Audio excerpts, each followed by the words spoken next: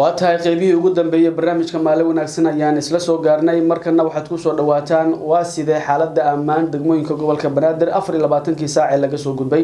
wariyaheena Cabdirashiid Maxamed Sandere oo kamid ah wariyaasha telefishinka Kalsan isla markaana socdaalo kala duwan ku soo maray degmooyinka gobolka Banaadir ayaa ka waramaya jawiga maanta iyo hadalhaynta shacabka ku dhaqan magaalada Muqdisho. Bismillahir Rahmanir Rahiim maalin wanaagsan dadkana daawanayo halkani waa telefishinka caalamiga Kalsan TV xafiiskiisa Muqdisho Roodo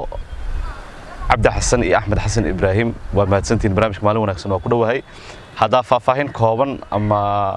adinkaga warbixiyo xaaladda 17 degmo gobolka Banaadir adinka iyo daawadayaasha nagu xiran sida social media Facebook iyo YouTube intaba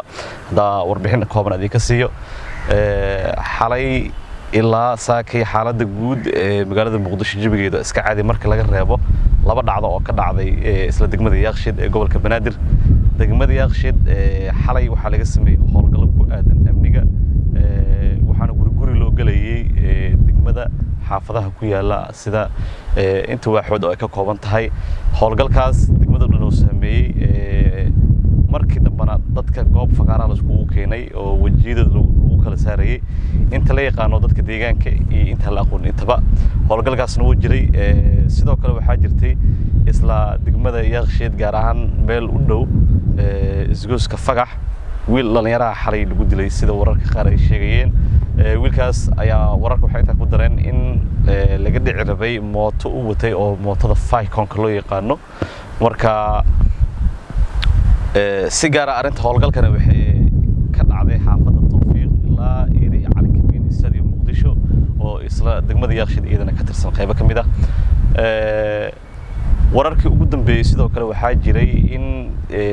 soo socodka dadkii gaadiidka ee magaalada Muqdisho ee saaka ay shaqeynayaan sidoo kale waxa shaqeynaya goobihii ganacsi goobihii supermarketyada suuqyada iyo waxyaabaha lagu iibin jiray cunooyinka qudraduruuriga suuqa degmada waa bari iyo suuqa degmada wadajir oo labadaba saaka soo maray si caadi u shaqeynayeen dadkana waxa ay ku diyaarsan ama u soo kacayba inay nolol maalmeedkooda raadsadaan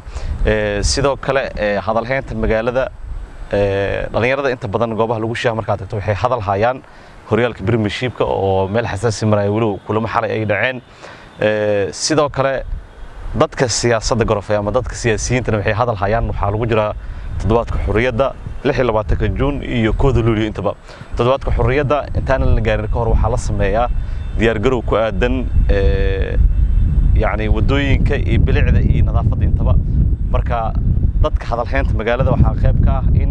loo diyaar garoobo toddobaadka xurriyadda hadii ahaa lahayd nadaafad iyo horumar kale intaba iyo in yani amniga laga shaqeeyo hadalhaynta ugu balaaran waa intaas marka daawadayaasha iyo dadka nagu taxan waxa leeyahay hadii inta barnaamijka ku jirno ama barnaamijka haduu dhamaado xataa waxaan idinku soo gudbin doonaa dhacdooyinkii nagu soo kordha ama wixii barnaamijyada soo socota idinku soo gudbin doonaa waana idin mahad celinayaa Roodo iyo Axmed Xasan